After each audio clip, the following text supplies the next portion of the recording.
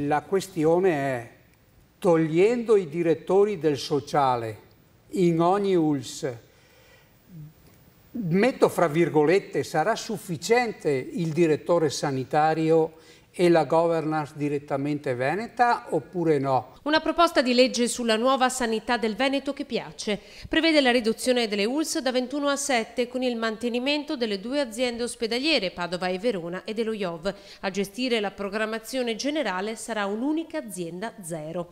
Non saranno nuove assunzioni, ma saranno già quelle figure che oggi operano in determinati settori che verranno riportate all'interno dell'ULSS zero. L'azienda zero potrebbe portare finalmente, auspicano i sindacati, ad una certa omogeneità nei servizi delle varie ULSS, a patto però che vengano rispettate le varie specificità del sistema sanitario veneto. In attesa che si realizzi il progetto delle medicine di gruppo sul territorio, l'altra grande riforma potrebbe riguardare le IPAB, centri di servizio come le case di riposo, per le quali il sindacato ha una precisa richiesta da fare al governatore. Chiediamo alla politica, non a Zaia, che abbia un elemento di coraggio in più e, come diceva prima Marie, faccia entrare a pieno titolo anche le case di riposo chiamate centri di servizio del territorio e non solo dell'ambito delle mura della casa di riposo, perché faccia un tutt'uno con il nuovo piano sociosanitario.